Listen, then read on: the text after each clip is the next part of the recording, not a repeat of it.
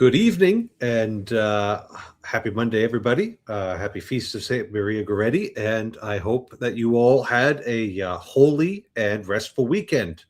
But it was a weekend that, at least for me, was marked by frequent discussions of what happened in Switzerland on July 1st. That being the illicit consecrations of four bishops by the bishops of the Society of St. Pius X, which the Vatican had warned would result in an automatic excommunication for all of the consecrators and the men consecrated. And they went through with it anyway. And, being at the School of Canon Law, we had, plenty of things to discuss.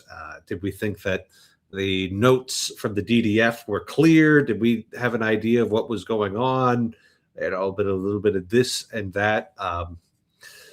Debates based on our nerdy canonical knowledge. But that's not what I want to talk about tonight. I want to talk about something a little bit different.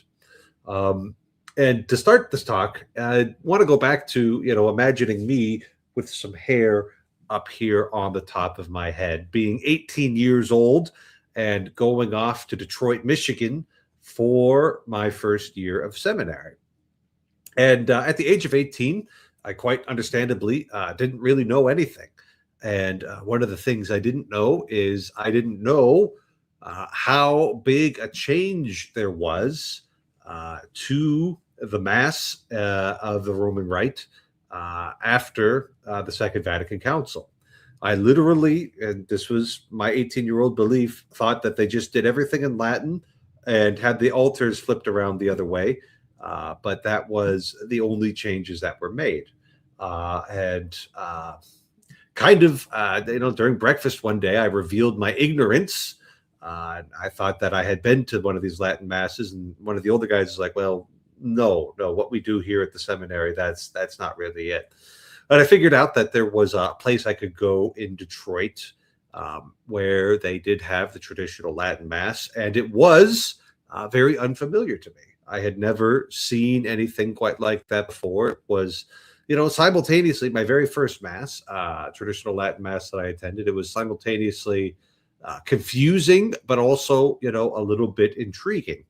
And so when I had a free weekend, I not infrequently found myself at the Assumption Grotto in Detroit, Michigan, where, for a long time, even before 2007, they had traditional Latin Mass there. And so the entire time that I was in seminary, the rule and the law of the day was Summorum Pontificum. Benedict XVI issued that in 2007, greatly loosening the restrictions on the traditional Latin Mass, actually, seemingly giving people who wanted it a right to access that. And that was the situation that I walked into in seminary. It had already been 4 years since that had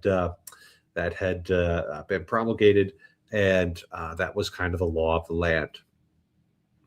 Now, there was a lot of this history that I didn't know, but kind of the lesson that I had imbibed in seminary. Nobody ever said this to me, but it was the way that things seemed to actually work. Is that you could be as trad as you want, as long as you can play nice with the other kids in the sandbox. That was my impression there, and it didn't ever occur to me that somebody wouldn't agree with that. It didn't ever occur to me that somebody would actually find somebody who was attached to the traditional Latin Mass somehow threatening or off-putting there. But as I grew and started paying attention to the liturgy wars, which is something I started tuning into right away, I started to notice that. So, in 2021, in July, when the Pope Francis put fairly severe and strict restrictions on the traditional Latin Mass, that actually came as a bit of a shock to my system. I had, my entire adult life been under the regime of Summorum Pontificum, and it had never occurred to me that somebody would go and reverse that. So, how did we get to Summorum Pontificum? And how did we get to this place where the traditional Latin Mass is such a hot topic? And that brings us to the character of Archbishop Marcel Lefebvre. Not related to our friend of the show, Mark Lefebvre, as far as we know. He basically went off and kind of started doing his own thing in the 1970s. And there was some back and forth between him and the Vatican. Vatican wanted him to accept the new liturgies and some of the documents of the Second Vatican Council. And he said no, and just kind of continued to do his own thing in a canonically irregular way. The Society of St. Pius X was never formally erected as a juridic person in the church, which is why the business of the schism is a little bit complicated in the way it's worded, because you can't declare organization in schism if it doesn't actually exist. And so they've got to do all this extra verbiage in there to try and make clear what's going on. And so, the kind of vague tensions kept on going on through the 70s and throughout most of the 80s until the fateful illicit consecrations of 1988, when Archbishop Lefebvre and the 4 bishops he consecrated were all excommunicated in one fell swoop. That's a really interesting moment right there, because there was, if I recall correctly, there was about 20 priests who had belonged to the Society of St. Pius X, who were not on board with the illicit consecrations and did not want to serve under those circumstances. The 20 of them or so went to Rome, said, "Hey, we were in the SSPX. We are no longer interested in doing this, but we were, we had signed up for especially the traditional Latin Mass. What can you do for us?" And they had a friendly cardinal there, or maybe a few friendly cardinals who said at the Priestly Fraternity of St. Peter. The Priestly Fraternity of St. Peter was allowed to celebrate exclusively the old rites. And, from the very inception, they didn't seem to have much problem with documents of the Second Vatican Council. They just wanted to do the Mass the way it had been celebrated for, centuries before that. And it's only on account of Archbishop Lefebvre keeping the traditional Latin Mass alive throughout the 1970s and 80s, because everything was going against it at that time. And it was only kind of his rebellion that created this space where there was a legitimate place for the traditional Latin Mass post 1988. Post 1988, not only do you have the Priestly Fraternity of St. Peter forming, but you also, diocesan bishops had the ability to authorize a traditional Latin Mass in their diocese if they wanted to. It wasn't that commonly taken up, but there were a few places, a few strongholds prior to 2007 where that was possible. And the Summorum Pontificum, the document from Benedict XVI in 2007, that was built on what had already happened. That was built on something that he inherited. It wasn't a novelty for him, but it was expanding what John Paul II had begun in 1988. And so when it comes to, evaluating the figure of Archbishop Lefebvre as a guy who celebrates a traditional Latin Mass in a diocesan parish, who appreciates it, and a guy who hopes that the traditional Latin Mass has a stable and secure place in the church in the future, it's a really interesting exercise on how to regard Archbishop Lefebvre and his his continual disobedience. It was objectively disobedient. Legitimate superiors were telling him to do things, and he refused to do it. He went into excommunication at the very end of his life and died in that state, not in full communion with the church there. And it was only on account of that that me, 18-year-old, Eric, had an opportunity to be exposed to the traditional Latin Mass, had the opportunity to become intrigued with the traditional Latin Mass, and had the opportunity to celebrate it as a priest for the faithful in my diocese. And so he's got this weird, mixed legacy for me. On the one hand, I think he's wrong about some of the stuff with Vatican II. But on the other hand, I think he had some pretty good points about, the potency of the traditional liturgies, and I'm happy to celebrate the traditional Latin Mass. So I think all of this, when we get to the conclusion of it, it's just useful to remember that God's providence orders all things. That there's nothing that He is not in charge of, and I'm at peace with saying that even though disobedience is good, schismatic disobedience is not good. Schismatic acts are not good, and even some of the opinions of the Society of St. Pius X, like that my mother is deprived of the means of salvation by going to a fairly typical Novus Ordo church. I don't think those opinions are great, but God was still able to bring something good out of that disobedience. The establishment of the priestly fraternity of St. Peter, the establishment of those early Ecclesia Dei communities, and the freedom that was granted to the traditional Latin Mass and those who appreciated it in 2007 by Pope Benedict XVI. All of that came from Archbishop Lefebvre, and as far as I'm concerned, from the hand of God guiding the church through history. So it's a complicated, enigmatic figure, some good and some bad. And I think all of us should just pray for Pope Leo and pray for unity in the church, because keeping this whole thing together is not necessarily simple. But what is simple is coming onto the StreamYard and coming in and telling me that you think I'm wrong and an idiot and all of that stuff. That would be very simple, and all of you could manage that. We've got a question here from Professor Luigi. What is the music that you use from the intro? That is actually from my very first Mass that I celebrated as a priest.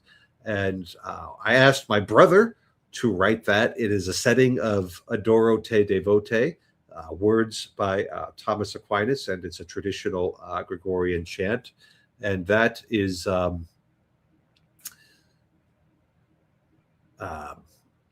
it's a very meaningful song for me. It's not available for purchase anywhere though, so this is the only place that you can hear about that. From Matt, Father, I don't know if you've already addressed this, but I've not heard a compelling argument for the continuity of religious liberty a la Dignitatis Humanae with the Pregius Magisterium. Do you have one? So I actually took a whole class on religious liberty last summer, and I'm quite sympathetic to those readings, and I can see how people would have room to disagree with this, which is why I'm not too terribly surprised to hear this sort of thing. There was a book that I read in that class, and I'll see if I could track that down and send that to you in a message, because it really was answering exactly this question. It was using good old-fashioned Thomistic scholastic categories to try and explain these things well. So I'll see if I can track that book down. Yeah. And Professor Luigi says it sounds very nice. Well, very good. That is what we hope for. Always hoping to see a friend of the show, Mark Lefebvre, not related to Archbishop Lefebvre. No, no, zero relation. There's lots of Lefebvres and Lefebvres in France. So We've got Cyber Nemo here, tuning in to us from the bottom of the deep web in his computer submarine here. What's the connection to Nostra Aetate? Is that a core issue or peripheral in the scheme of things? So the big argument, I think, in the where it's got its strongest foundations from the point of view of the SSPX is the Declaration on Religious Liberty. That you could look at that as a core issue. And then something like Unitatis Redintegratio and Nostra Aetate. So Unitatis Redintegratio, that's dialogue with other Christians, and Nostra Aetate is dialogue with other religions. Those three all come together, and then the liturgy is kind of a fourth point there, which is why the church has made provisions for the liturgy and has been pretty firm on Dignitatis Humanae there. So, there really wasn't religious liberty in Christendom. There was, at best, toleration, but the theory behind toleration was always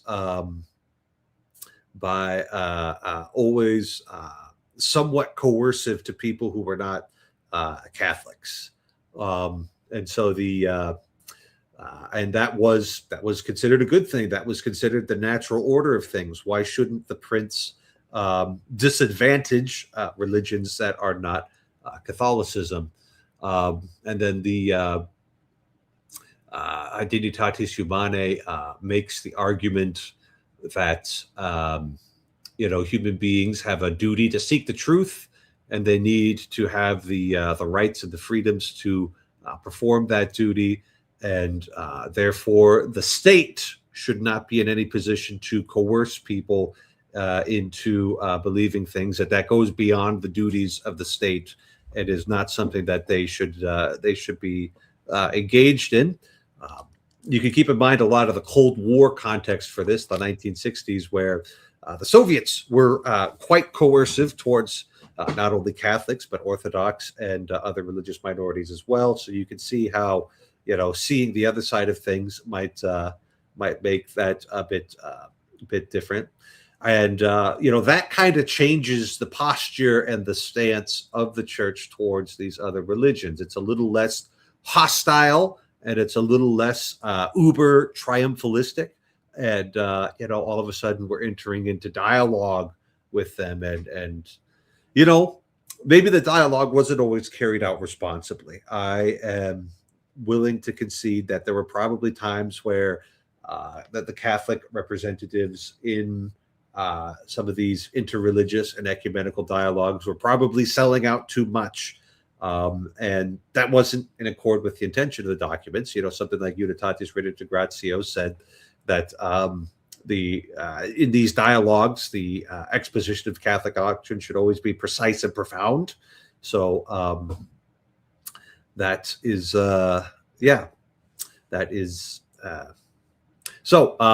that's what the Society of St. Pius X kind of objects to, is this new teaching on religious liberty and this new way of behaving with non-Catholic Christians and other religions. So I'll take a look at this after the stream, Matt. So maybe you've read that book already, which may very well be possible. That Mr. Matt is somebody who's known personally to me, not some rando off the street. So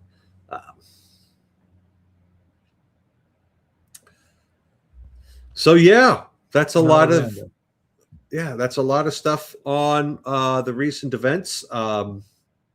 You can watch my video in praise on Vatican II, where I say all the things I like, and then my companion video, Intent versus Implementation in Vatican II, where I talk about the things that with the liturgy might have not gone according to plan. So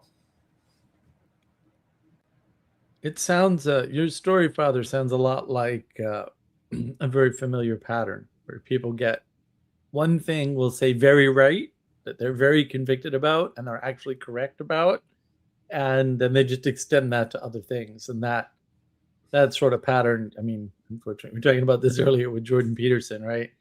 Excellent teacher in front of students, doing his thing from a planned, right? And the further away he gets from that, like Ark, terrible, right? But even when he's doing We Who Wrestle with God, that book is awful. That book is a disaster because he's way out on a limb.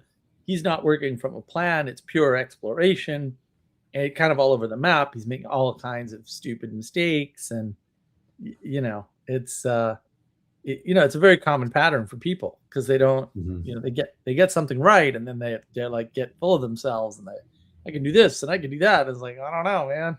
Can you? Are you sure? You sure? So You don't get you're the kind of one thing? looking at the SSPX and saying that they're right about the liturgy and maybe getting over the skis on the other things, or Yeah, that's what it sounded like from what you said. That was the impression that I got, okay, or whatever it's okay, worth. yeah, and I've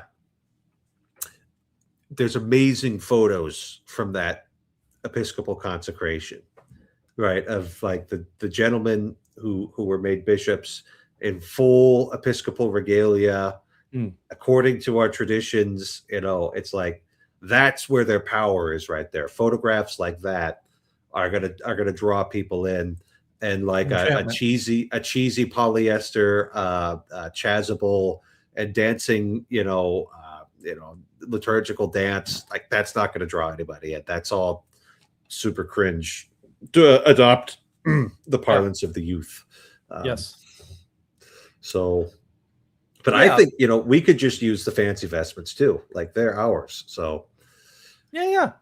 It's always weird too, because maybe you got more than one thing right, but that it doesn't mean you're right about all the things, or it doesn't mean you're right about all the other things. Like for me, does it really matter which way they're facing with the Latin Mass, or does it matter more which language they're using, right? And for me, as previously stated, it really is about using a language other people are not familiar with, really, because that's better.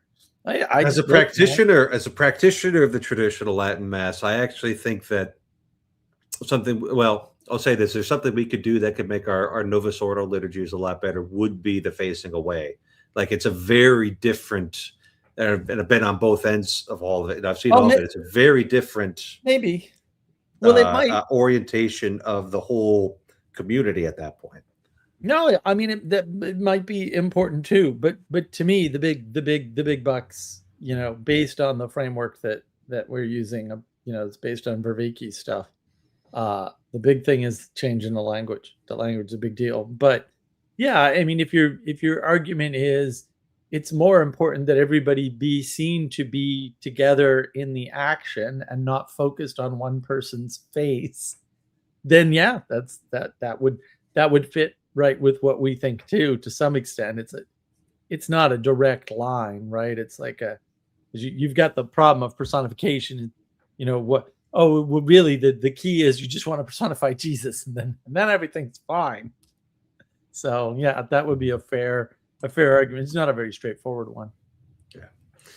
Now, Professor Luigi asks, didn't there used to be a lot of other language masses pre-Trent? And the pre-Trent situation's very interesting. So all of the churches in the Roman Church, right, the Western Church, all of that is based on the Roman Rite as it was codified by Saint Gregory the Great, and there were certain features of that pre-Council of Trent that were pretty well universal, right? So kind of the basic structure of the Mass.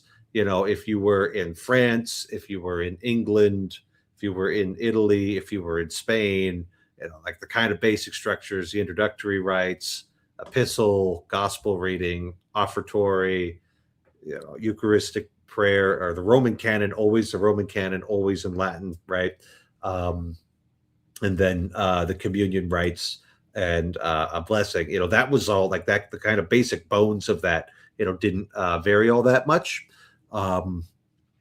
And the Council of Trent, a lot of people will say, well, they standardized the Roman Rite at the Council of Trent, and that's like 70% true. But you got to watch out for that 30% because the bull that I think it was Pius V, say Pius V, but I'm not 100% sure on that. Anyway, the bull that they promulgated said that any missile that could trace its provenance back at least 200 years could still be used. Otherwise, they had to adopt the Roman missal there. Now, a lot of places and a lot of religious orders actually adopted the Roman missal anyway and gave up their own missals because the printing presses were churning those out. Looking to Rome was the way to ensure the unity of the church, and the Jesuits were bringing the Roman missal all over the world at that point. So, because the Jesuits, they used the Roman missal, but the Dominicans, they held on to their right, and a lot of dioceses in France, they had plenty ancient missals that they were able to use. They held on to those as well. So there was, in addition to this, push for standardization, a recognition of the importance of traditions, and they made, the determination that a 200-year-old tradition was probably older than that and needed to be held on to.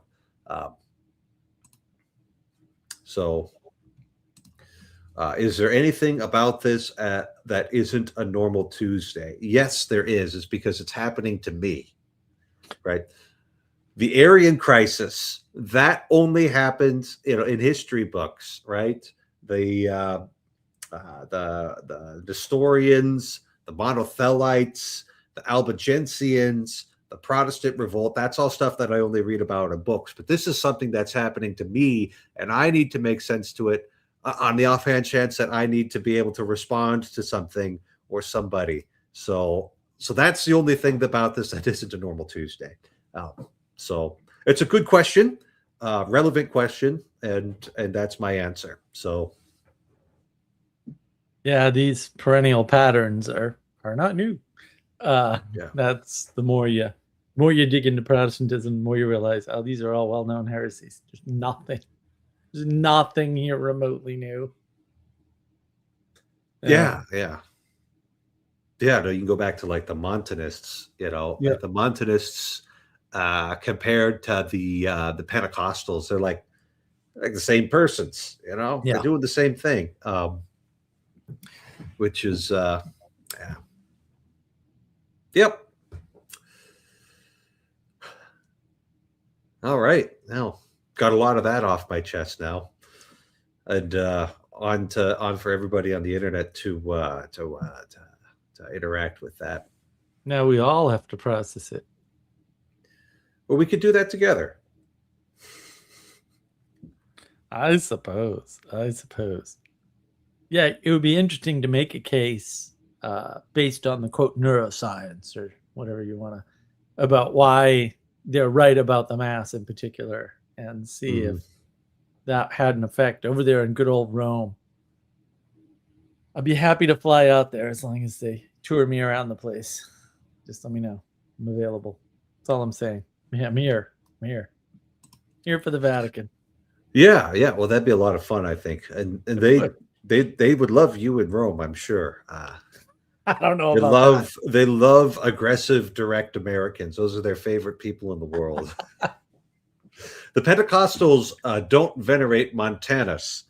However, when you read about the sort of things that the Montanists were up to and then go to a Pentecostal service, it's like, well, these are kind of the same thing, So if anybody has like an argument for like a great apostasy, it's the Pentecostals, because the Montanists were doing all of that kind of stuff back in the 2nd and 3rd century of the, speaking in tongues and all of the prayer of the Holy Spirit, the super flat hierarchies, and the elevation of prophecy, with the elevation of prophets above the bishops,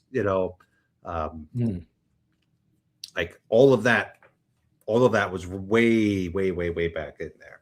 So that's like an enchantment first approach, I think, is what we might label it as. Enchantment first. Yeah. And then what? There was like some tiny little town in Asia Minor where they thought that was where Jesus was going to come back again because some prophet said so. Yeah. I was telling Father Sorrels a couple days ago that even if theologians can reconcile Dignitatis Humanae with the syllabus of errors, it is not enough for theologians to do it. I think no one needs to demonstrate it definitively. I'm all on board for that. I'm all on board for Rome establishing the boundaries of where things are. And, we'll see if Cardinal Fernandez is the man to do it. Yeah. Charismatic Catholics. Do you want to hear my charismatic Catholics rant? Those are some of the best people in the world.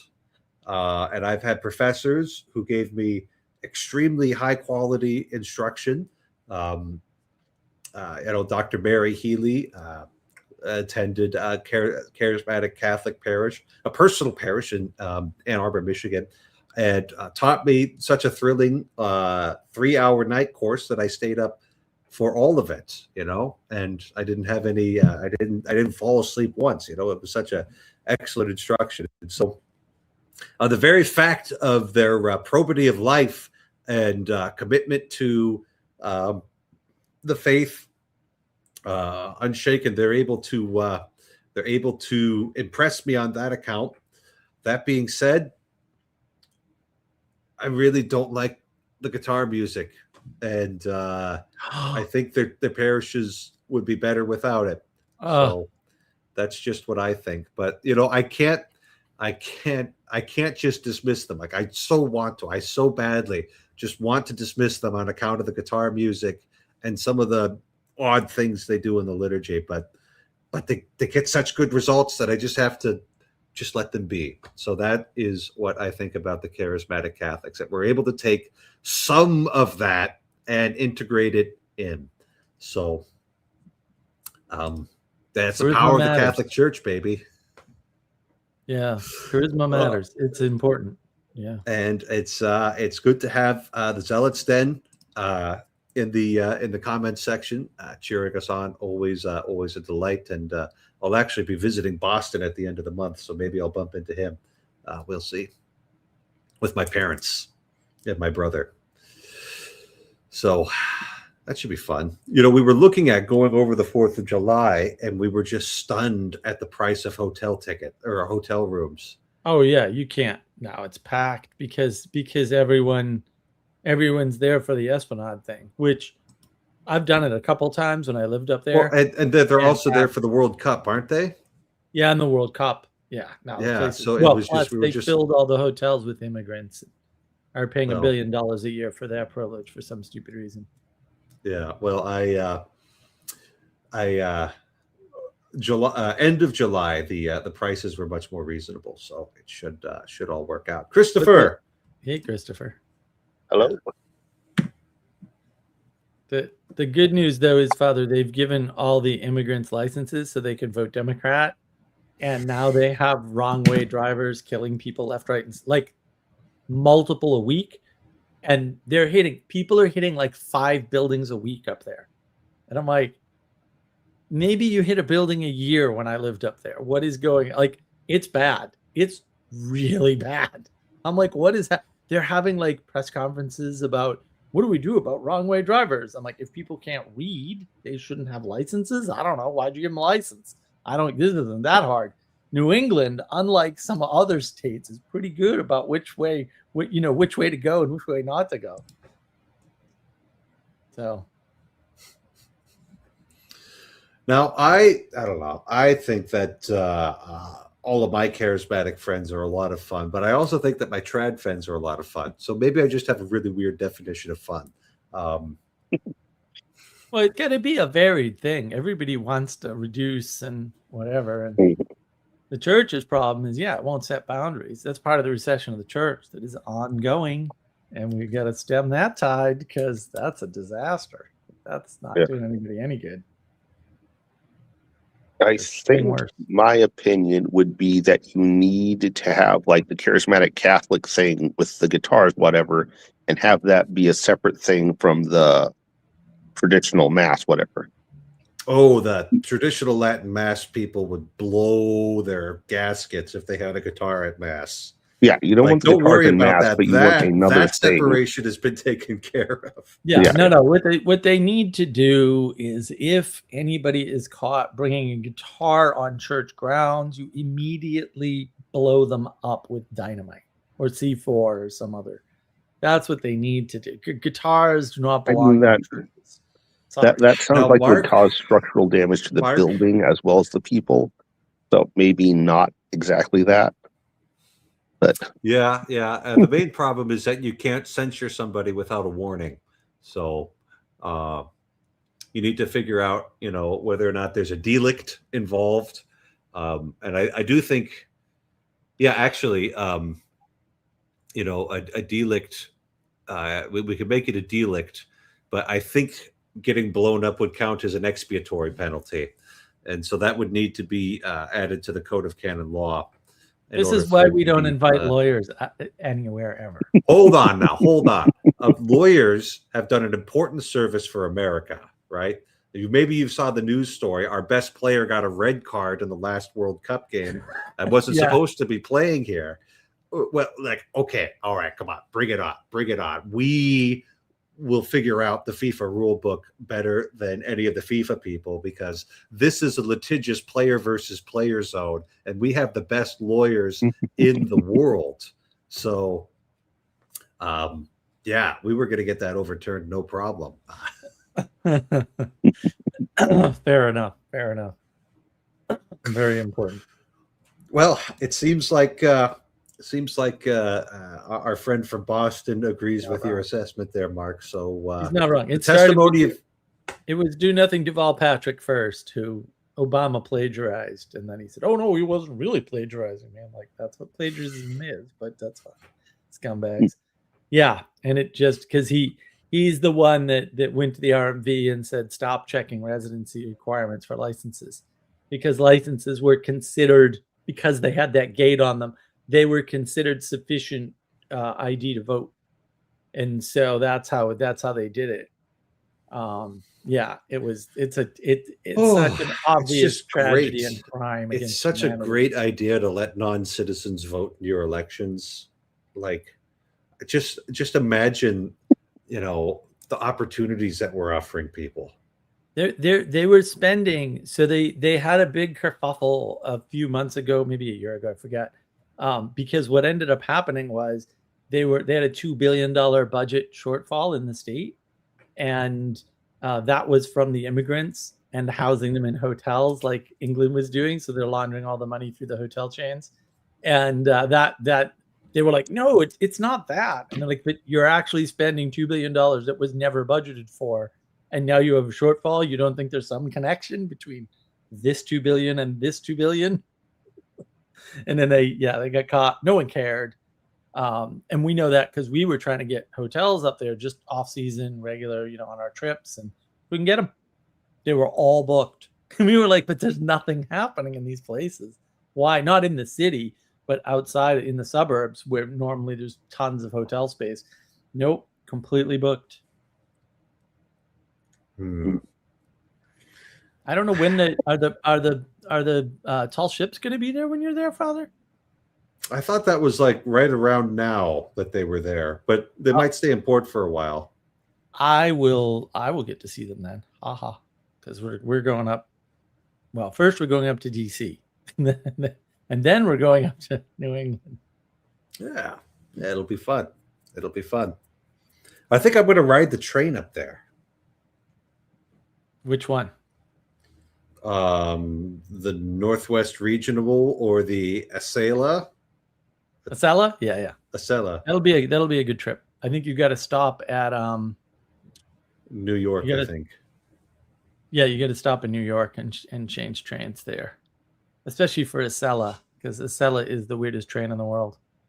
Oh no way! Castle Island, bro. We'll probably go to Castle Island. I'll see you there. If you recognize me, just wave. Just look out for the bald head.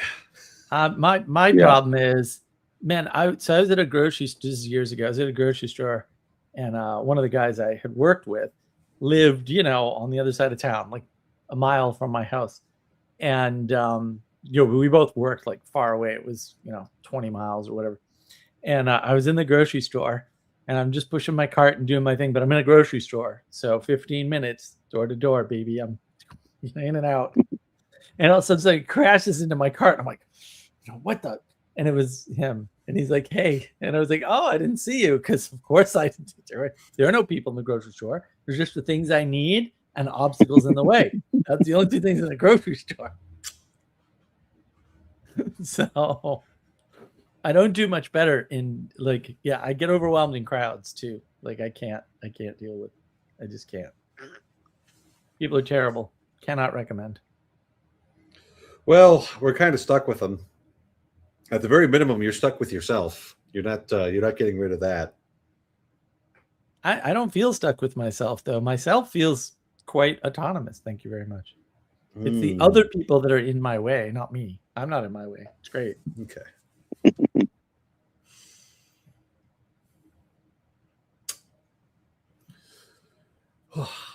But I think all that diversity is important. But yeah, they got to set some rules. Well, I mean, guitars is one of them for me. No guitars anywhere near a church, please. From your lips to God's ears, Mark. That's what I think. Yeah. But on the other hand, Mark, on the other hand, you are not autonomously here on the internet. So, oh, that's very true. I know all the parts involved. It's exhausting to think about that. Although a lot easier than dealing with people. But yeah, we could break it all down. How many individual pieces of infrastructure do you think it takes to get this to work? It's like, whoa, the whole electrical grid, plus probably a minimum of 4 major networks, internet networks, plus a bunch of locals, right, and local hops, and then there's all the manufacturing chains for all the parts, for all the stuff, both of the network and of the stupid computers you're running, and then there's all the software chains. It's pretty bad. It's pretty bad. And we can thank God for all the people who do take care of that stuff, even though they're annoying. So, yes. No, the people that take care of it aren't annoying. They're usually good guys. So we had a storm a while back. Actually, it was a tornado apparently, and it was a relatively small one. It's not flat where I am or anything, and it took out the pole that's on my property that feeds the electricity. Electricity didn't go out. The internet didn't go out, and the guy who came was very down to earth. Because I have a co-op. He's very down to earth, very probably doesn't know what philosophy is. Thank God. And it was interesting interacting with him. It was great. Just want to talk to Cyber Nemo here. What are the odds that the SSPX will ecumenically return if the guitars are banned? That is sadly not the crux of the issue. But maybe we could slip in a guitar band under the heading of trying to get the SSPX back in. Well, I think Castle's actually right here as usual because he's very insightful. Guitars everywhere, so the hurdy-gurdy revival can begin. If we had hurdy-gurdies everywhere instead, that would be great. Now, this is a bit self-serving. I happen to know that Castle's trying to learn the hurdy-gurdy right now, so that might be. I don't know what's his real motivation. It's sort of hard to discern. Does he keep on getting sand kicked into his face at the beach by guitar players? Like, I'm not sure why the guitar players are making problems for the hurdy-gurdy players. There's no beach near him, unfortunately, Father. So he's kind of. What is he getting kicked in his face then? That's gross. Not near the beach. Well, he could be getting coal kicked in his face because they used to bring that down from the mountains for the steel stacks, which are not that far from him. Bethlehem steel stacks are awesome. If you've never been, it's amazing. So maybe I should trick Castle into taking me sometime this month while I'm out here. Yeah. No, you should drive up and visit Castle. Yeah, absolutely. Yeah, he's an awesome host. Wonder if there's a patron saint of the hurdy-gurdy. If not, Castle, do I have an opportunity for you? We can make Castle the patron saint. Excellent. I like that idea. I like that idea. I mean, we need that, Castle of Pennsylvania, hurdy-gurdy player and martyr, Whoa, you're killing him off already? Man. I'm not doing it. It's some infidel out of hatred of the faith. Wow. Okay. That's I'll just be there to give testimony to the dicastery for the causes of the saints. Yes, it absolutely was out of hatred of the faith. Definitely didn't have anything to do with the low-speed car chase and the. That's funny. That's funny. Yeah. I don't know. Yeah, wait till after I'm done coming back. I might stop in Pennsylvania and visit him if we can fit everything in here. So we're gonna try because it was so much fun last time. And yeah, Castle's such an awesome host. He drove us around everywhere too. And like there's drinks in the car and umbrellas, and it's like, what is it? It's the best taxi service I've ever had in my life. Man, better than a limo. Better than a limo. It might be Saint Cecilia by default, but just the word hurdy-gurdy, it doesn't sound that feminine to me. Like, it doesn't seem like a woman's instrument, but I don't know. What do I know? I don't know all sorts of things. So. Oh, here we go. Apparently there is a saint already. Saint Ranieri of Pisa. He was a 12th century saint. Well, for Pete's sake, Castle,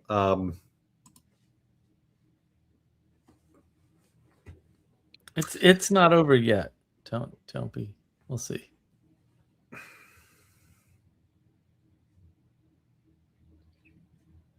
Yeah. I don't know. It would be good. Our battle will be legendary.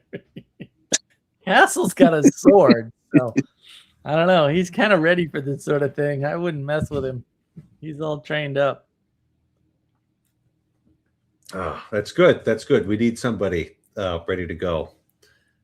We do. Well, we also I think need all these varied traditions and churches and things. We also need the church to stop receding and start drawing boundaries and telling people to get bent and We could just say please leave and that'll be good enough, I think. But yeah. Castle, you can join the greatest fraternity in the world. That is an option. Do a lot of good there. Yes, Feast of St. Maria Goretti there. There was somebody who was able to draw a pretty firm boundary, and it cost her life, but now she's in glory with God. So, what more do you need?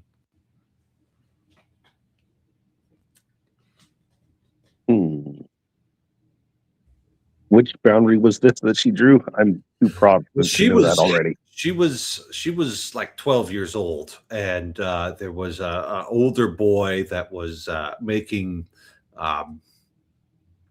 untoward advances towards her, and she wanted to be like a pious young lady. And then he started getting violent, and she fought back as hard as she can, but he had a knife and ended up killing her. The church canonized her, and thanks be to God, the assailant, while he was in prison, repented, confessed, and received absolution. And as best as he was able, there was no restitutio in integrum, was able to try and make satisfaction as he was able for his sins, and was actually present at her canonization ceremony, which has got to be kind of a surreal feeling. And it's, Yeah, so it's an interesting story. This is all 20th century as well, so fairly well documented. We still have the photographs and everything like that. So um, Aren't her relics in Wisconsin? Maria Goretti's relics? Not all of them, but one of them. Oh, there might be one relic, yeah. But when you say her relics, when you put it in the plural like that, you imply the whole body. So Oh, no, not the whole body. yeah, A relic. A relic. yeah. So her primary relics are located in Nettuno, Italy, which would be where we would expect to find them. That makes sense.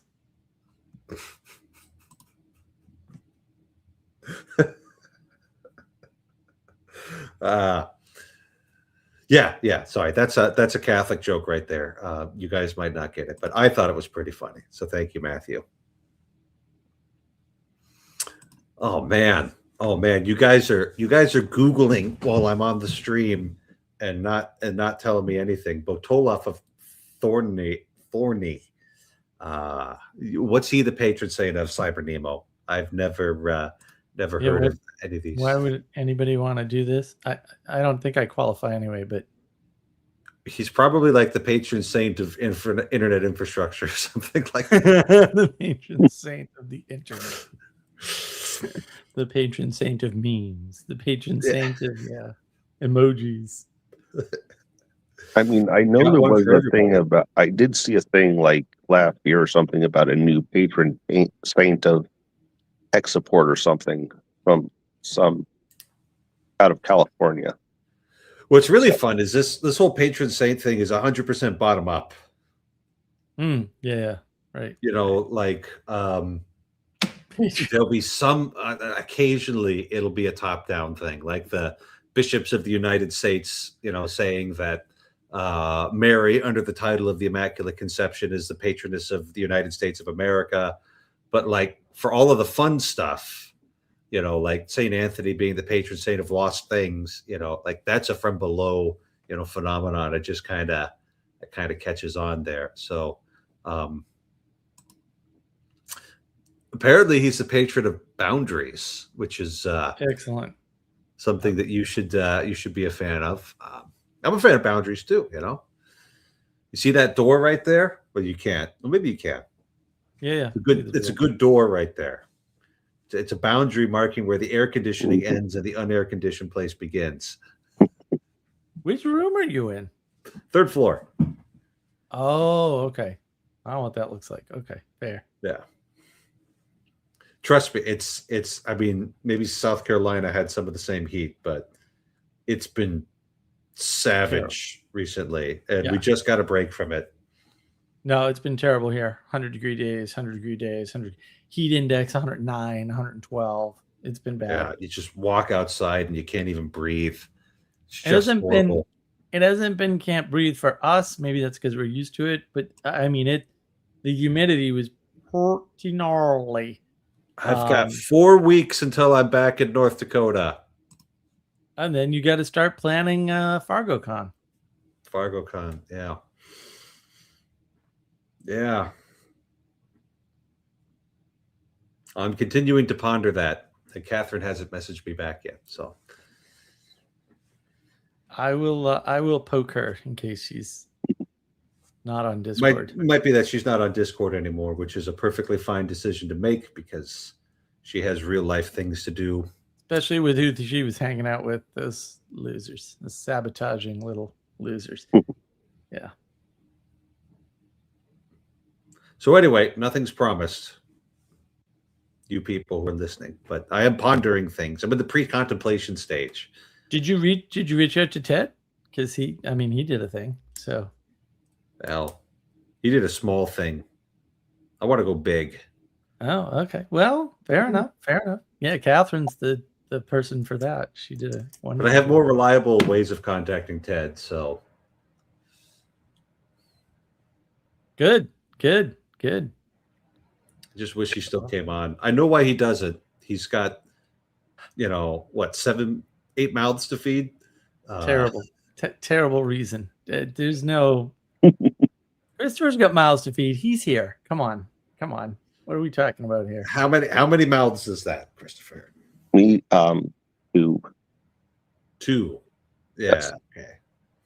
Well, 4 total, right? Because you. Yes. Yeah. 4 total. 2 like very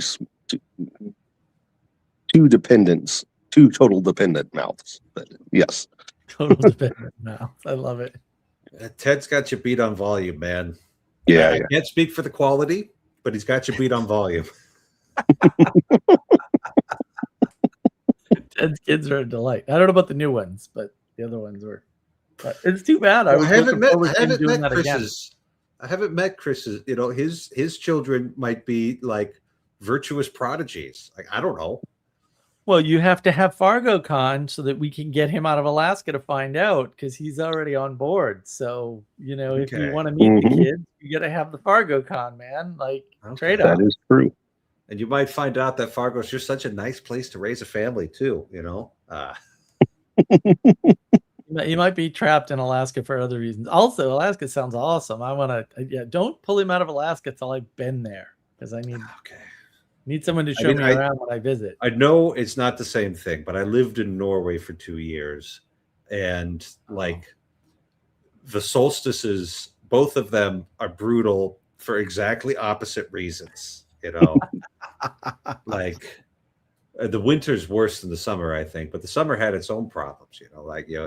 You wake up and the sun's out. You go to bed, the sun's still out. The sun never sets. Is this just one endless day? Did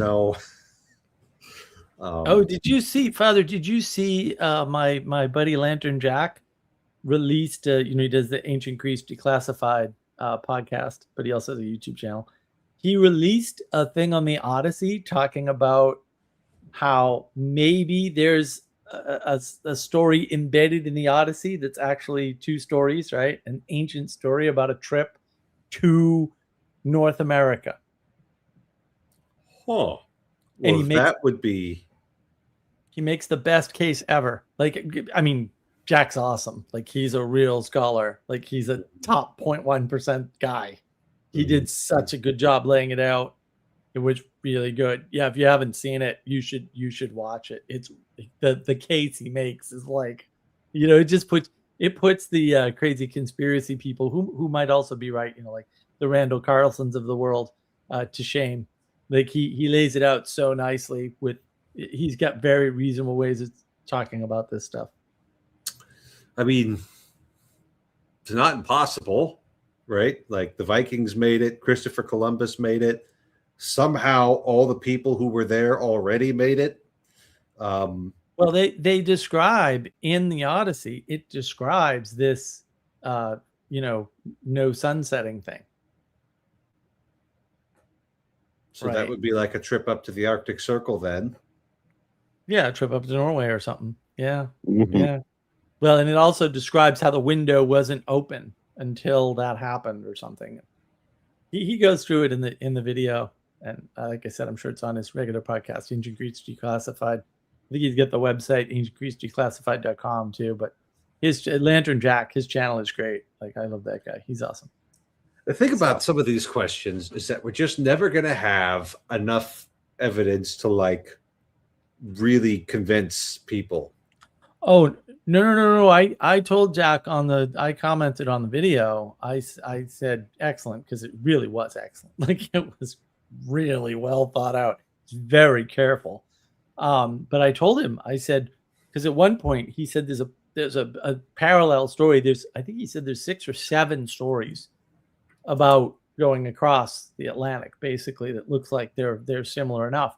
And one of them is the Carthaginians used to send out a diplomatic delegation, to the Greeks across the Atlantic. And so I said in my comment, like, all right, well, we've got to figure out where the ancient Greeks were in North America. We have no choice. We've got to find evidence of these guys. Atlantis, obviously. Well, that might be where it all comes from. Who knows? Maybe they had a thing and they got wiped out by a flood, and that would do it. Like, it doesn't take much. Maybe it's that road in the Bahamas. Who knows? Maybe Edgar Casey was right. I don't know. Oh man. Oh, yeah. The past is so big. Like the present's big enough, but the past. Ugh. Mhm. The past is vast. Oh man. We gotta get petition for FigroCon here. Like, all right, Yeah, everybody wants to go. You guys just keep on poking me, and then I'll do it because I feel bad if I don't. Well, I'm never gonna get to meet Christopher otherwise. Am I ever gonna get up enough money to hop over to Alaska? If we don't have FargoCon, I don't know. I don't know. And the last It's a nice time I meeting made place it in between down, you two. yeah, the last time I made it down to the Carolina area, I didn't know Mark existed yet. So Yeah. So I don't know. The future is suture. No, Keep on working on that rhyme, you gotta be able to do better than that. Yeah. No, but I believe in you. I believe it. Just keep on hacking away at it. Something good's gonna come out of this. The past is vast, and what's to come is dumb.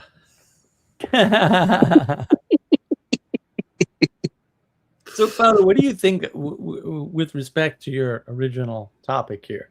What do you think this says about church authority and boundaries and, why this is happening? I mean, I get a lot of, and I don't think it's projection or anything crazy, but I get a lot of the glee from the Protestants thinking like, aha, see, we were right. And it's like, no. Yeah. Well, there's a lot that you probably didn't see, right? John Paul II offered a deal to Lefebvre in 1988 that was moderately generous, right? It wasn't that strict, and Lefebvre signed it one day and reneged the next. So Wow. So that's a thing. And then Benedict XVI, after Summorum Pontificum in 2007, that was kind of the centerpiece of him really opening up dialogue, and that was turned down. And then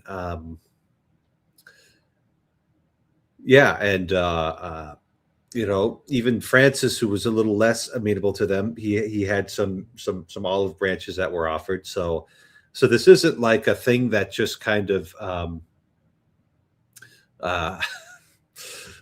popped up. This is something that has been going on for a while, and it's not like we didn't have the people in charge trying to make this thing work.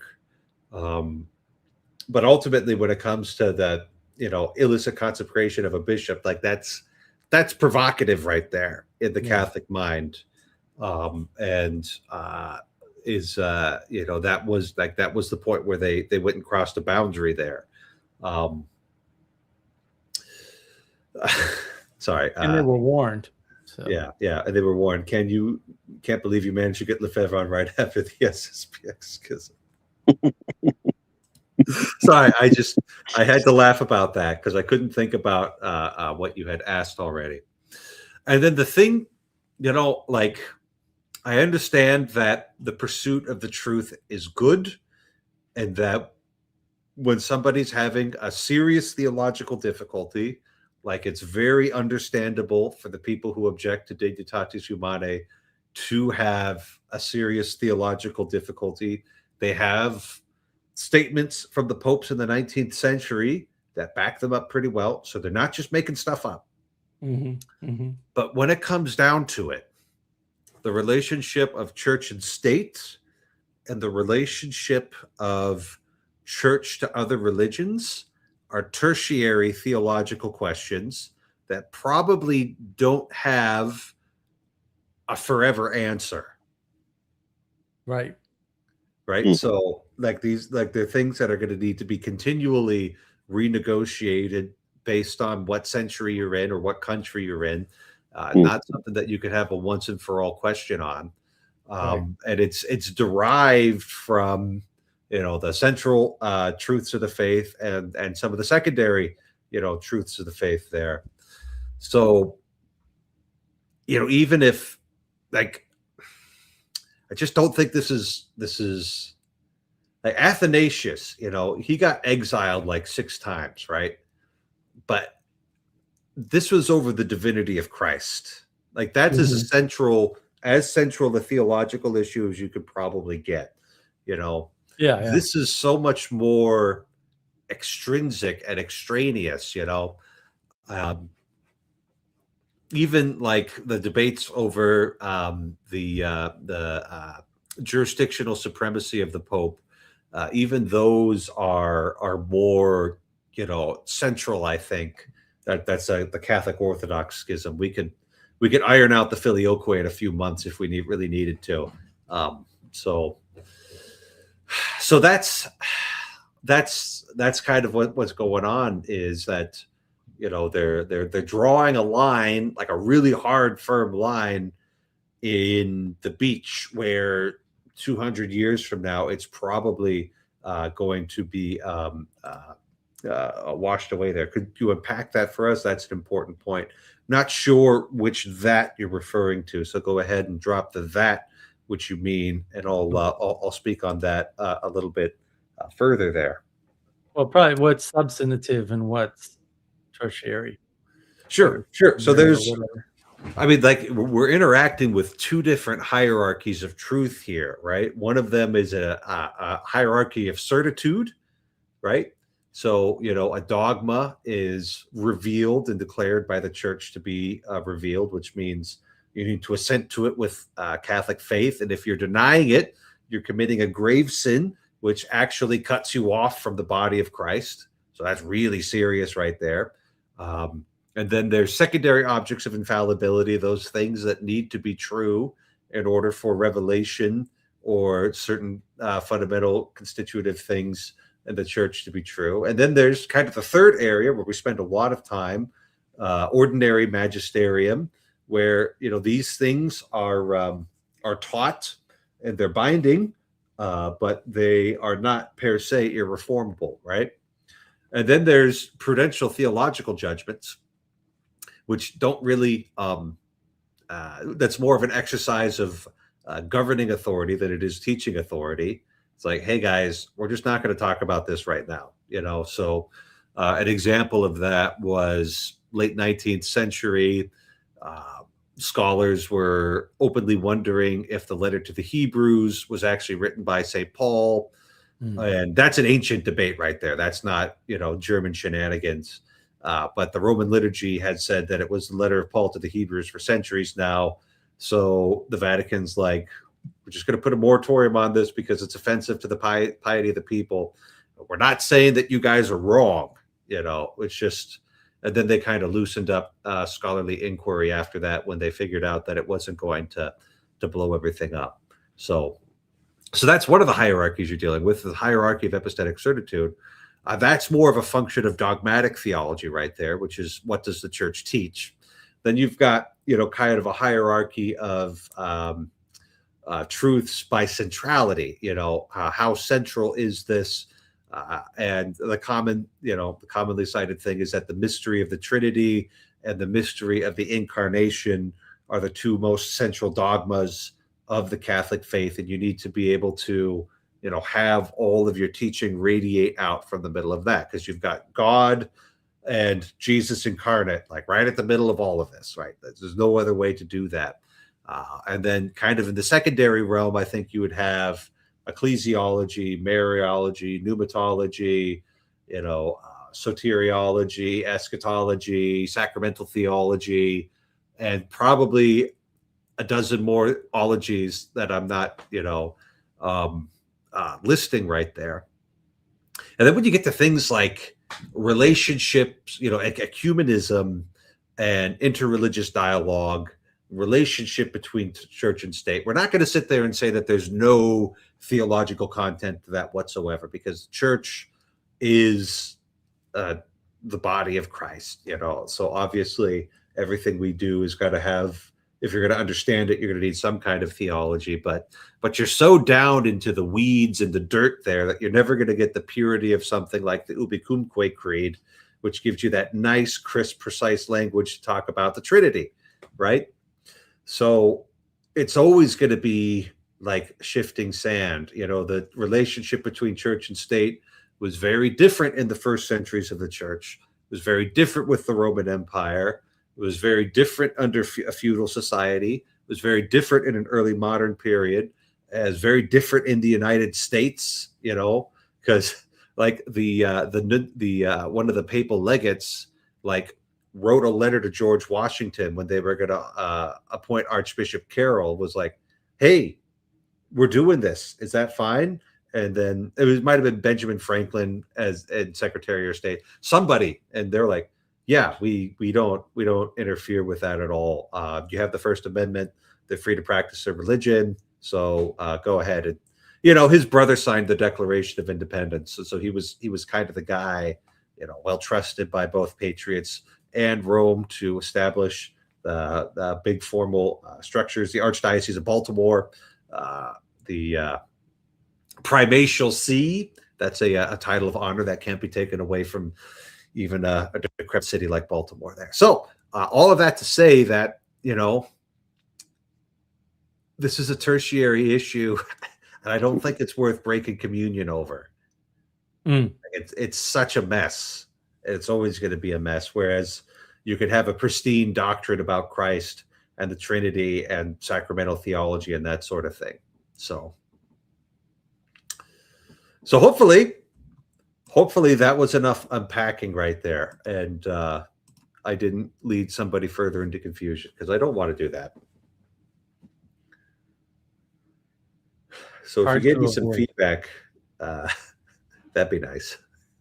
We're not going to tell you anything. We're all just going to be silent, stare at you like. Oh no, silence makes me uncomfortable if it's not liturgical. This is supposed to be entertainment. We got to keep the one-liners coming. Well, that's true. That's true. I just recorded my video about the silence thing. So. Oh. Yeah, boredom coming soon. Oh, cool. Yeah. Very good. Boredom's very important. Like, yeah. Boredom's built the world, probably. I laid it all out. Yeah. You want creativity or do you want anxiety? It's up to you. Gotta pick one. Yeah. Oh, there you go. There's your feedback, Father. You're all set. Thank you. Thank you. Screaming into the void is hard. That's why I prefer to have friends on board to help me scream. If I'm going to the void, I'm taking people with me. Great. We're not going into the void, but we are screaming into it. So I don't even want to know it exists. Thank you. I want to be as far away from that thing as I can get. It's just the blank void on the inside of your camera that doesn't reflect any light, because if it was reflecting light, it wouldn't be doing its job properly.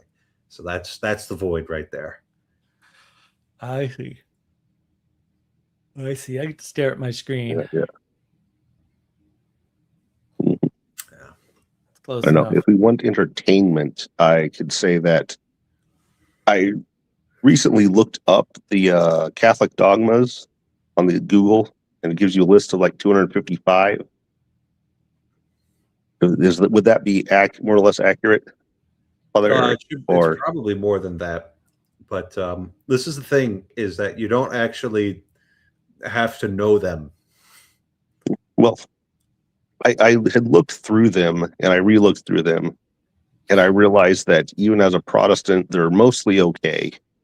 I mostly believe all of that. And the ones that I would have problems with, I realized that most of my objections to them were materialistic, and so that's probably not actually a serious objection. So yeah. No, the thing about the faith is that it's not something that you're responsible for on your own. It's not something that you manufacture on account of your intellectual activity, or nor is it given to you because of your good behavior, although virtue will probably dispose you to receive the faith. But, God can sometimes have his way with people's consciences. So we should pray for more of that. But it's a grace, right? So, the Thomas Aquinas speaks about the faith in three ways. There's the person in whom we believe, there's the grace by which we believe, and then there's the doctrines in which we believe, right? And if you have the faith by which and the person in which, then that just contains, the doctrines in which you believe. So it's just kind of taken care of, right? So, I wouldn't expect Mrs. McGillicuddy to be able to give a detailed exposition on the processions in the Trinity, but she just believes it, and she could have much more faith than atheists who can handle the concepts with perfect dexterity.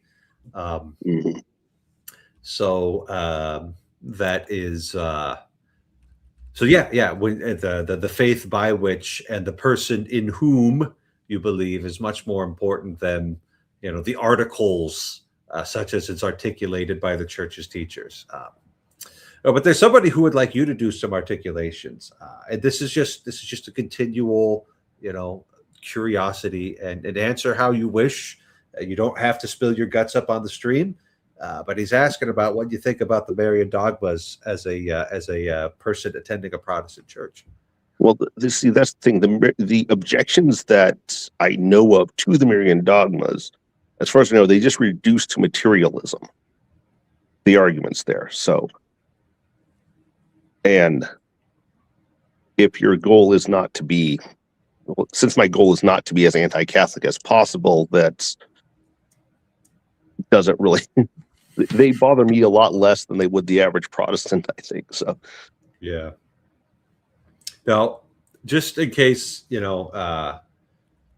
we speak of materialism a lot on this channel, so it's nice to imagine, speak about what specifically we mean, and an important insight that Mr. Lefebvre was helpful for me. Was the fact that you can believe in spirits and still be a materialist. Yeah, John Vervaeke split it out into physicalist reductionists. So it's like, what the hell? And he said, I'm not a physicalist reductionist. And I'm kind of like, well, to be fair, John, no one is. Like, no, because they all talk about thoughts. And I'm like, well, if you're talking about thoughts, obviously thoughts aren't material. So, and yet you're treating them as if they're real. Yeah, they all talk about thoughts and feelings and put them in reality with the stuff. All of the stuff, yeah. Yeah, none of them are, saying there's only material and nothing else.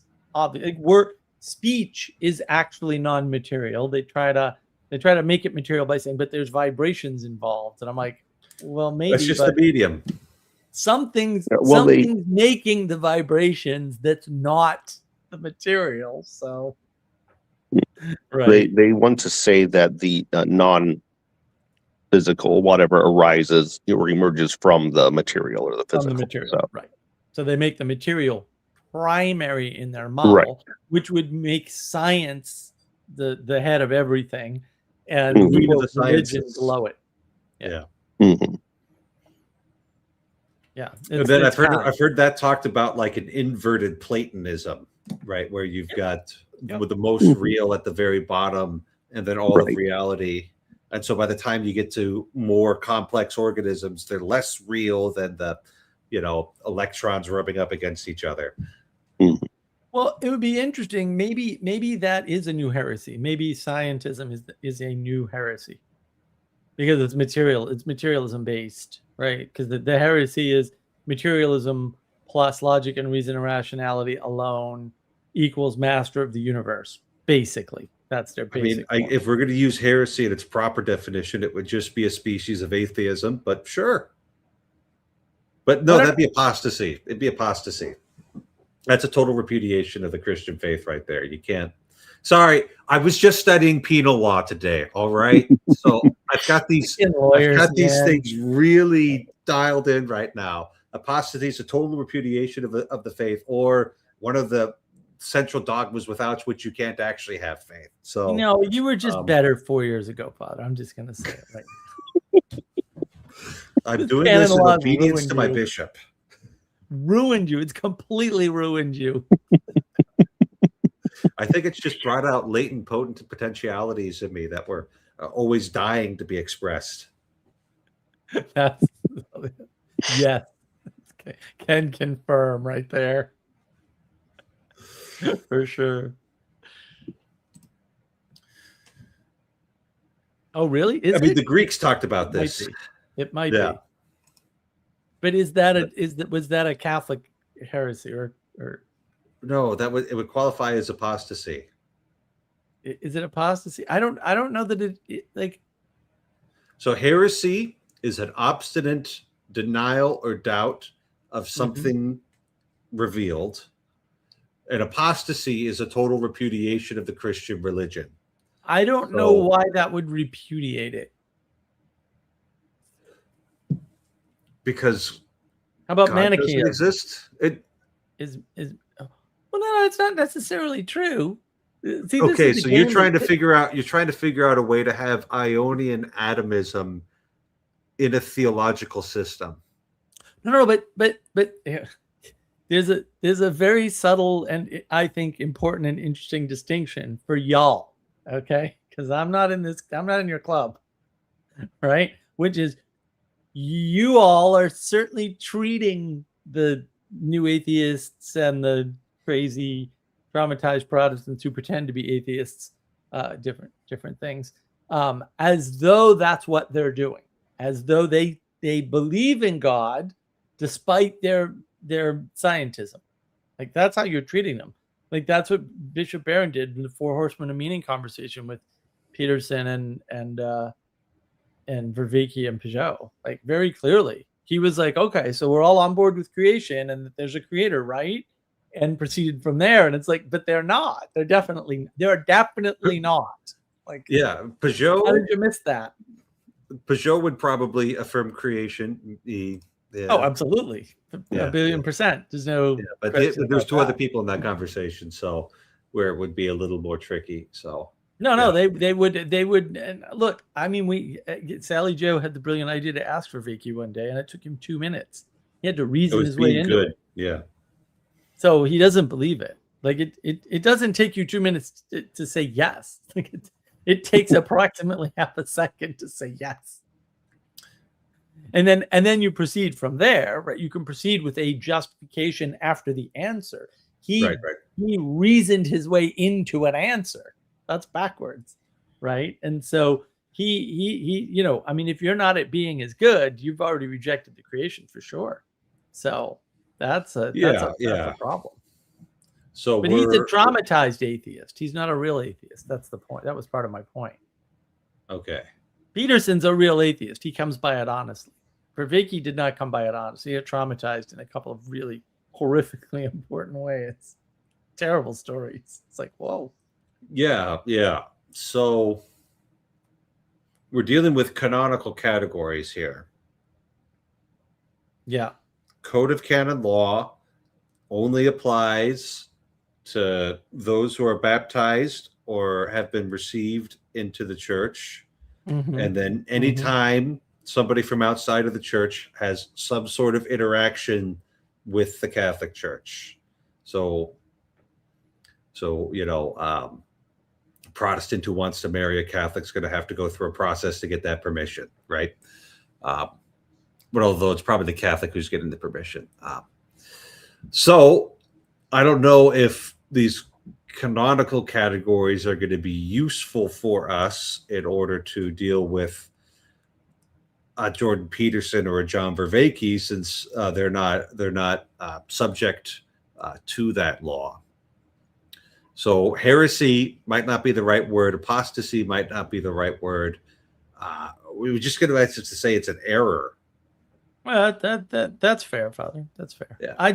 I'm just trying to link, right, because I've got there's Cathodoxy, right, because the Anglos blew themselves up rather spectacularly and instantaneously in the dumbest move anyone's ever seen in the history of anything. And then so you've got Cathodoxy, and then you've got, quote, Protestantism, which is basically any number of Gnostic, heretical, pagan cults, and that just covers it because they're all the Protestant denominations seem to be from earlier heresies, like they're except maybe the scientism thing. So that's sort of why I'm trying to work through it that way. Like, is this something we've seen before or not? And it's possible we have not seen that type of materialism before. It doesn't seem likely to me, just because nothing new under the sun. But yeah, I would say something we could certainly point at would be the disputes about the Eucharist in the 9th and 10th centuries. The Thomas Aquinas fixed, and specifically they and like this is kind of how you know that something had like gotten out of whack. Like the whole up to that point, East and West, no problem. Jesus holds up the bread and says, "This is my body," and everybody's like, "Cool, we'll treat it as such," And so we've got the whole, long tradition of reservation of the Blessed Sacrament, bringing it to the dying, and then, but we had to come up with new ways of venerating the Blessed Sacrament in order to because some of these guys, they weren't able to understand, how it was that the bread was Jesus, was the body of Christ. And they were like, well, okay, are we hurting him when we consume him? And does he pass into the sewer system? And so, and we came back to understanding that, but there was like this materialistic streak behind that line of questioning, and that much is secure there, and we can pretty well just believe that. Yeah, I don't know. I like the Cathodoxy versus Orthodoxism. Yeah, I assume you mean the Ortho Bros who are still Protestants but won't. No one's going to kick them out until maybe the pastors could soften them up. They've got tools. That's the Paul Vanderklee case, right? Like, how will Orthodoxy change as a result of us infecting it with our bad ideas and our terrible theology? I don't know. Hopefully not at all. Hopefully they'll kick you out instead. No. Remember, the church has to catch all the diseases of the world, right? In order to develop the antibodies. Maybe. Well, hopefully they develop the antibodies and kill the disease, right? That would be nice. Yeah, thankfully they're so allergic to Catholicism, they're not going to try to infect the Catholic Church. So there's that. Yeah, you don't see the same, like, so you have the numbers, right? And the numbers are actually, there's way more people becoming Catholic all of a sudden, right? But it's not having the same effect. Like, the people that become Catholic seem to have like some kind of change of heart, humbling of their hearts, whereas the Orthobros are just like they're whatever they were yesterday. Like, there's no change at all. They're just doing a different liturgy. Are you have you controlled your samples? Like, there might be some guys who are like into the whole, Jay Dyer, let's go beat people up stage, and then they get into Orthodoxy. Well, there probably will and be, Father, but initially, no. I mean, even Peugeot talked about this at Symbolic World too. He said, "Well, thank goodness I didn't post anything because I was an ortho bro, and now I'm not." And I believe him. I can still see that he's a Baptist evangelical, though. Like, that's clear as day. I think he'd be horrified if I said that to him, but also clear as day, bro. 100%. and way better than probably he was. Sure, probably way better, but also that's still there. Like it didn't go away, and It was really hard to undo your first draft. Well, but see, I don't think it is, because the people I see that go into Catholicism, man, they are like all in. They are completely changed people. And yeah, it's small samples and it's quote anecdotal. All evidence is anecdotal, by the way, just to, in science actually. Right. But also like there seems to be a real difference, right? So I don't know. That's just what I'm observing out there. And it's weird that they're having these conversations. I mean, it's weird too, because the Protestant conversation about Ortho Bros is about them changing the Protestant church. I mean, the Orthodox Church. The Orthodox conversation is, who are these weird people and where are they coming from? They don't have anywhere near the same view about it at all. That was really interesting when I went out to Reno, Nevada. That really struck me out when I was out there having a conversation with the priest out there. Yeah. I mean, I think we have a very good rule in the Catholic Church, is that we won't even begin formation for holy orders until you've been Catholic for at least 2 years, and your pastor needs to be able to vouch for you. So hopefully the Orthodox have a similar problem. Even though they have married priests, I hear all the time about the clergy shortage amongst the Orthodox, including with people who lived at my gym, who go to the Orthodox Church, and said, well, we were without a priest for a month because our priest got called away and the new priest wasn't ready. So, the married clergy thing isn't a silver bullet. Lots of Lutherans are having trouble finding pastors too in small towns. So, all right, we got a question from Cyber Nemo. If the relationship is tertiary, right, the relationship between church and state is a tertiary issue, then is the real schism something other than ecumenicalism, something like an orthobroism itself?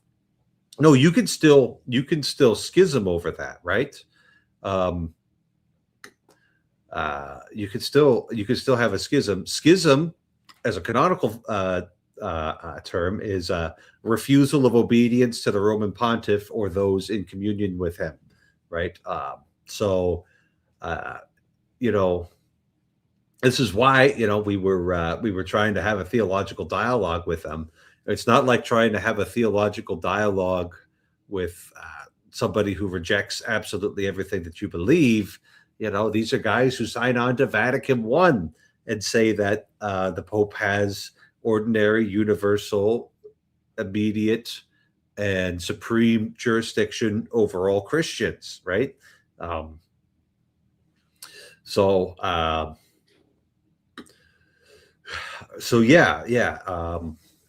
Is a real schism something other than ecumenicalism? Mm-hmm. No, the real schism is the refusal of obedience. Like that's the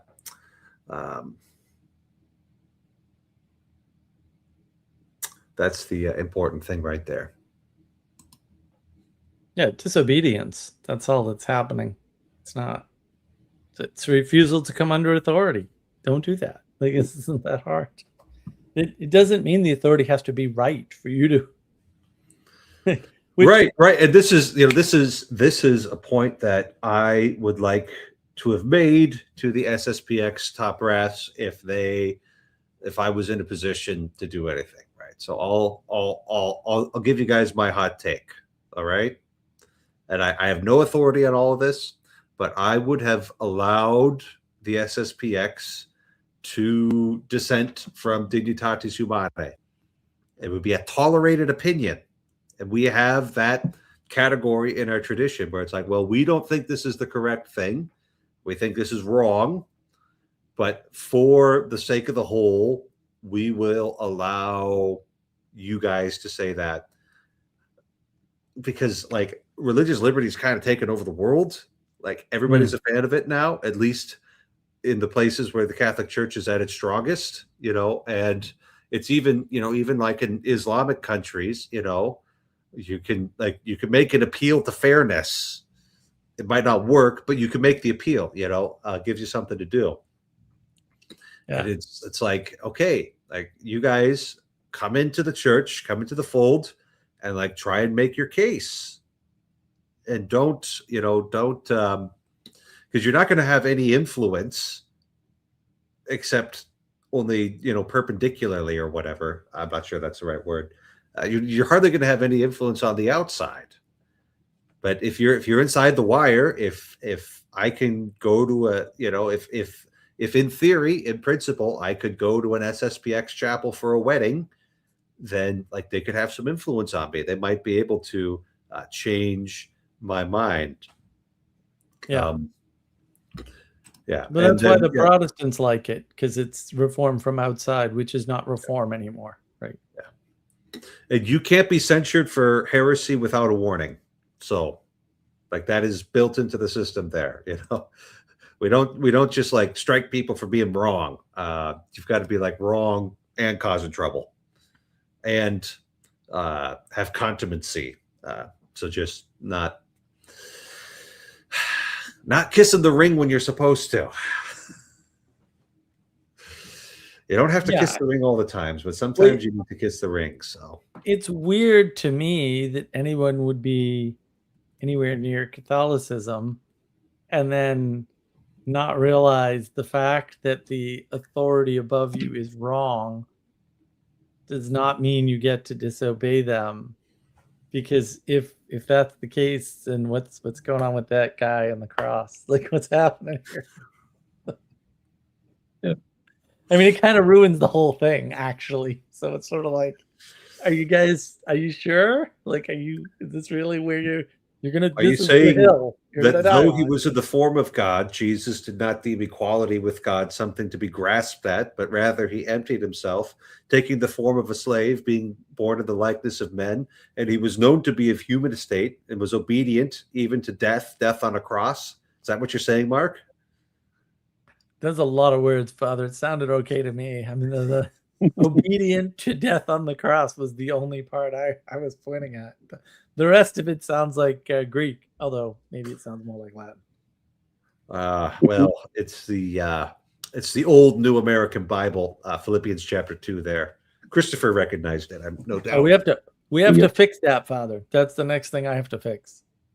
I have to fix the how many words are actually that's not right. There's some problems there for sure. So yeah, no, like how many unique words? Every word in Hebrew has like 3 ways to translate it into English minimum. Right. But that I'm not worried about that side. That side's fine. I don't care. The question is, when you go from Latin to English, that should actually be more or less 1 for 1. Like, though you can't do that with Greek, you can't do it with Hebrew, but you sure as hell can do it with Latin, for sure. So how many unique words are there? And how different is it? Because it looks like it's vastly different, which is weird because English has more words. So, yeah. The SSPX appealed to St. Athanasius all the time. What makes him different than the SSPX? One was that he was correct, so that goes a long ways for him. The second, he wasn't disobeying the Roman pontiff, as far as I know. Now, maybe there's things I don't know, and I would be happy to, if the Roman pontiff ever exiled him or rebuked him or excommunicated him. But the Church of Rome had a reputation for orthodoxy and conservatism in those days.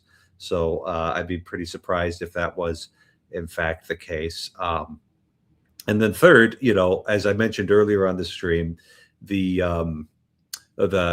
theological issues he was contesting, the divinity of Christ, and during the Arian crisis, like that's a central theological point there, and you really need to like dig down on that and be ready to be exiled for something like that. Whereas this church state stuff is, I think, a tertiary theological issue. So I think that that means that even if you're quite convinced that you're right and the other side's wrong, because it's it's so far out from the center, it's better to tolerate these things, which is why the SSPX wasn't excommunicated. The bishops of the SSPX weren't in schism until they consecrated bishops. Right. They hadn't been declared, erroneous or heretical. It wasn't until they did the episcopal consecrations in direct disobedience that the schism happened. So,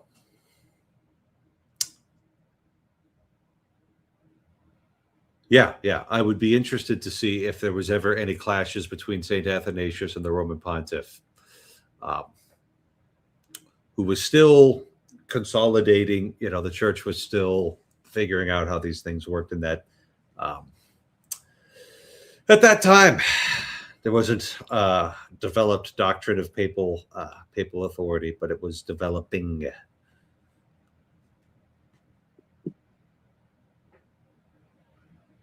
People can't see difference anymore, Father. They really can't. I can see difference, and since people can't see difference, that means I'm not anybody, and nobody's perfect. Therefore, why are you calling me nobody? That was mean. Nobody's perfect, Mark. This is great. Very good deal for you. Abstraction. It's the misunderstood thing of the universe. We actually went over this the other day about all words are metaphorical, and the autists don't like that. They get very upset. It's like, well, I don't know what to tell you. Some are more metaphorical than others, but yeah, they're already. Like you can have a pretty direct referent, like, hey, pen. Like that's a pretty direct referent to a thing in the world. And then you've got, your central focal case. And then you can have things that are radiating out from that. But it's not that direct because I also have a pen. It's just a different pen, right? So, there's my pen. I know I have one. Here we go. It's a special type of pen, but also pen. And so it's not that direct a reference already. And that's fine. Well, that's not a problem. We could have even more fun and bring up a pig pen. Yes, exactly. Well, and that's the thing. People that like the fact that it can be modified by a word in front of it, for example, or a word behind it even, that tells you it's an abstraction, which is very useful. But it's when we get into these second order abstractions like everybody and somebody and nobody, right? Then things get messy because now you're deliberately at the group layer instead of at the single instance layer, as we'd say in programming, and that changes everything, right? In fact, all the programming problems are problems of abstractions of groups of things, right? So once you get outside of like structures, and that was exactly the example that was brought up, and I pointed out exactly that you can't have, right? And RJ and I were actually trying to resolve this. There's an open question as to whether or not you could ever get a second order abstract metaphorical language bootstrapped. And I think actually I'm not 100% positive that I'm right about this, but I think you actually might be able to, but it wouldn't be transmissible to other people ever, which was what the episode was. Everybody misinterprets the episode. The episode was about this didn't work. They resolved it later, but the episode was also brilliant because it proved sort of the I'll call it the Vervaekean point that he calls it just pure knowledge, which it most certainly is not. That the participation is what forms the relationship and not the language. That point was made. The point that was they never figured out what it meant while they were engaged, right? The translation was never done. Because the translation is irrelevant, because you don't need language. You can actually just sit in silence and work with somebody. Language is not required at all. And that really pisses people off, but this is why it's a Gnostic, heretical, pagan cult, right? Like that's what they are, because they think the language is required, that's sola scriptura, but it's actually not. But I think if you had a play that everybody in your culture watched, maybe you could bootstrap to names, right, without actually having to be there, right? Maybe that's how language actually started, is somebody just started naming very particular things, and then like the one sheep just became the name for sheeps entirely. I don't know. I wasn't there when it happened, but there's a TED Talk, and a guy, I forget the name of the doctor, but he was a bit of what I would definitely label as a complete psychopath, not in a bad way. But what he did was he put cameras in all the common areas of his house when his child was like 1 or 2 or whatever, and taped everything and went through you'll probably had his students do it, because I don't think one person could do it, and then showed the connection of the physical engagement and the development of the language. And his focus, because he did that part inadvertently to some extent, his focus was hear how the language changes and how the humans like degrade their language in order to upgrade the child's language and things like that, which is not a universal, by the way. So he thinks that's the way it works. But I can tell you it absolutely is not the way it works, or it's not the way it has to work. Maybe it works that way most often, but it doesn't have to work that way. But you could see from the footage that what was happening was exactly what you described, Father, with respect to language. You could just see it. It's right in the data. This is people don't understand. Usually when you see data, there's more than one way to interpret it. And sometimes the scientist is, and by sometimes I mean almost always, the scientist is narrowed in on one way of looking at the data ahead of time. And when you look at the data, you might see something completely different and better, which won't refute necessarily what they saw at all, because what he was talking about was correct. Just what he missed was, wow, man, it's all learned through participation and mimicry. The whole thing, like language, is all participation and mimicry. It doesn't, there's no other components to it. Yeah.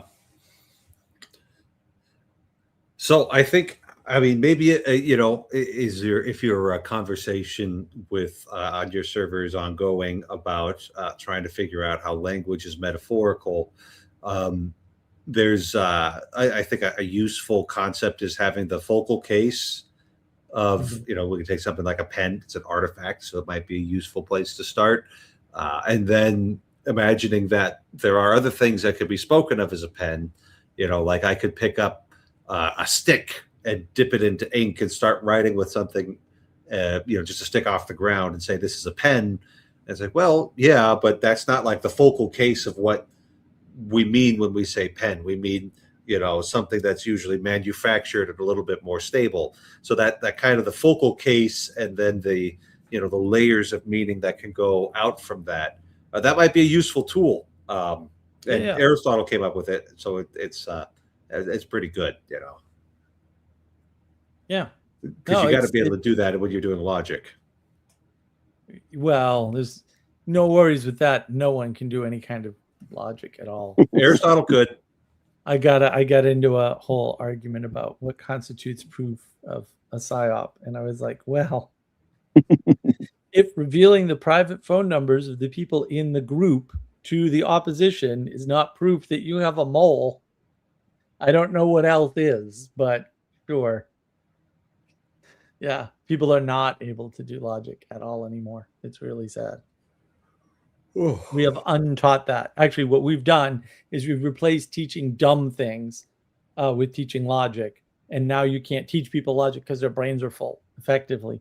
It's an oversimplification, but not much of one. So well, maybe they should just go on a fast then, a brain fast.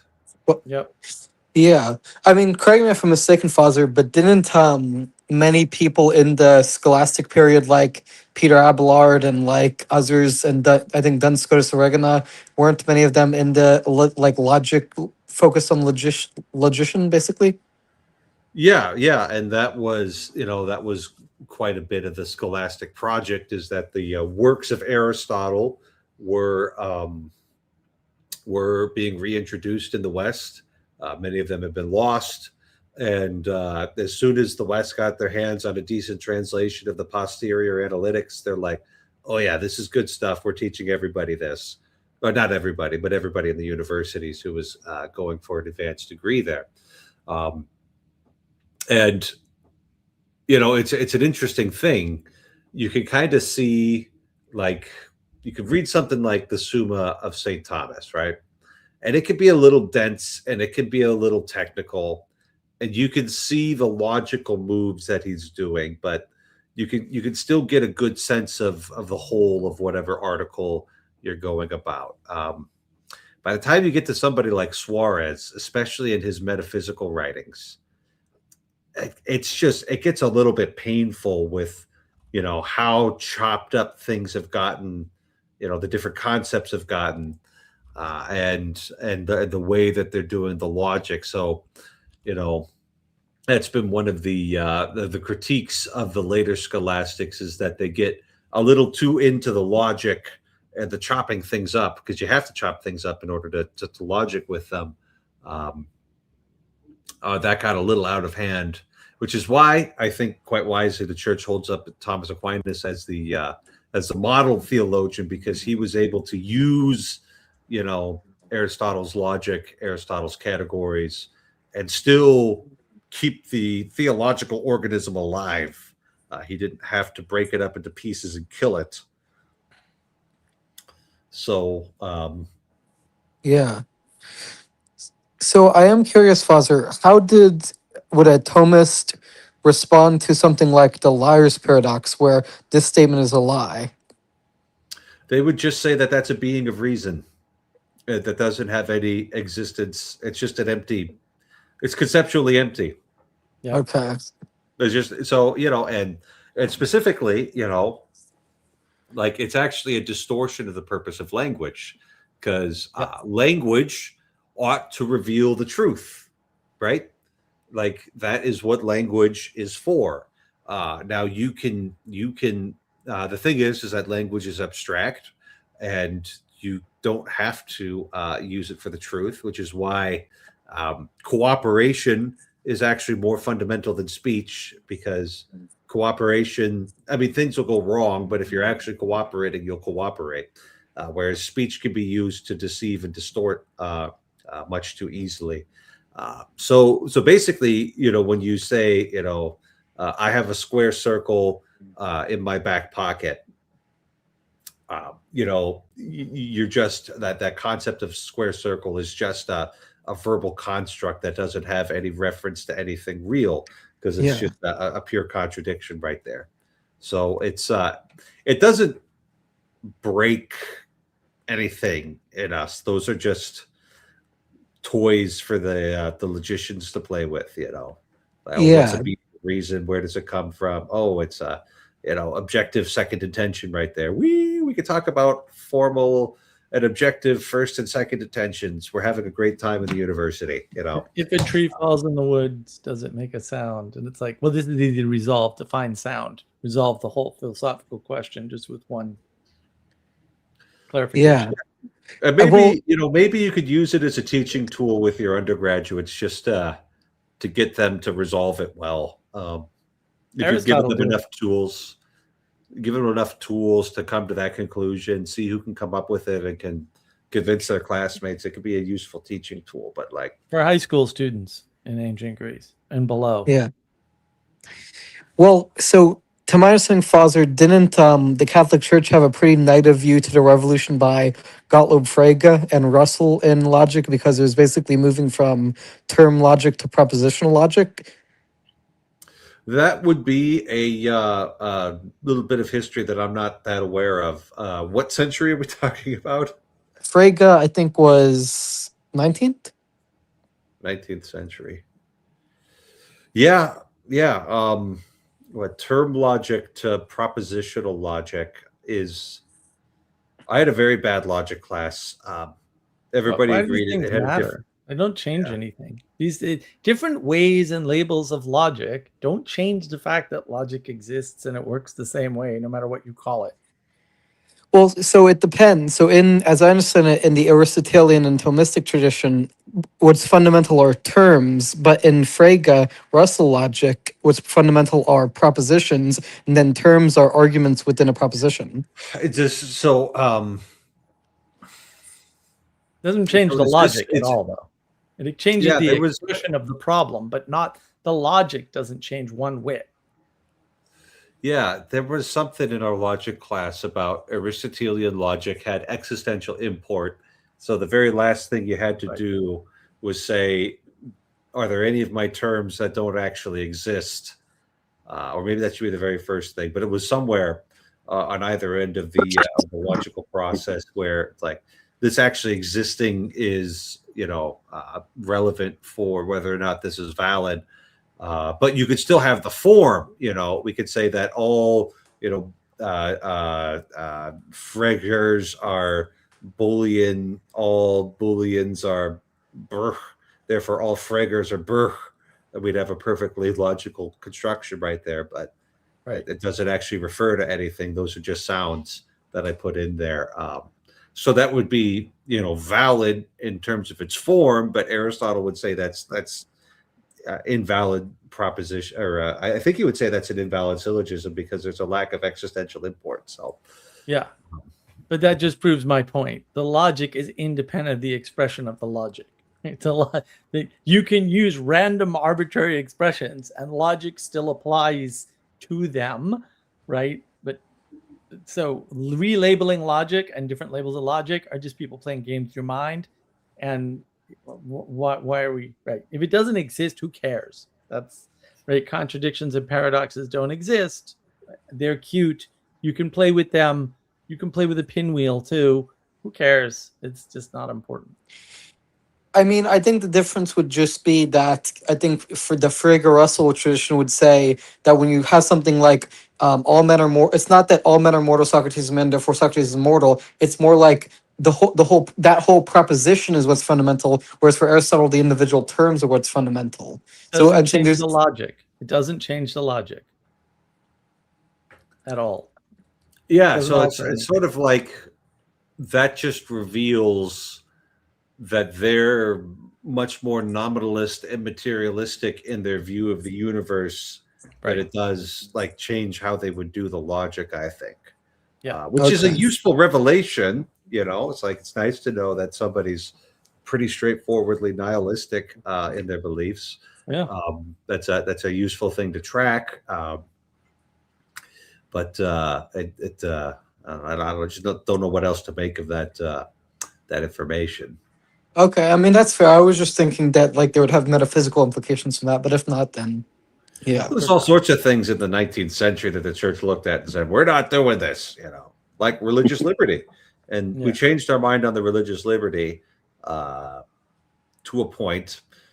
We're still allowed to have, the Catholic Church as a state church. Like that's actually, if you read Dignitatis Humanae, you can still do that. You just can't have explicit coercion by the state of non-Catholic religions in that setting. So, Yeah. but yeah, there's all sorts of things that we look at and say, like John Paul II. He wrote his entire doctoral dissertation as to whether Max Weber had sufficiently robust anthropology for us to build a theological system on.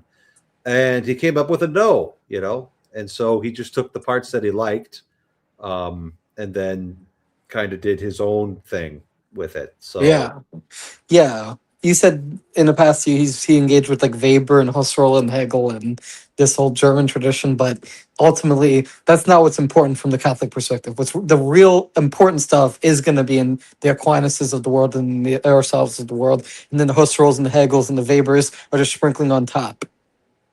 I think so. That's what I think. If you've got somebody who's a big John Paul II scholar, they might push back. They might think he's a little bit more important.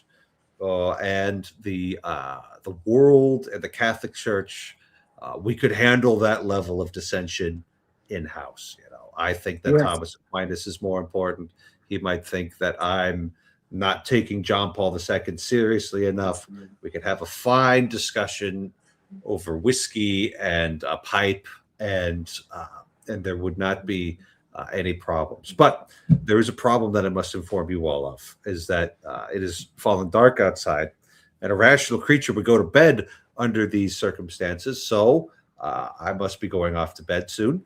I thought this was a very fun episode, and we covered some useful ground. And welcome to Cyber Nemo. I don't recall ever seeing you comment here, but you're welcome on.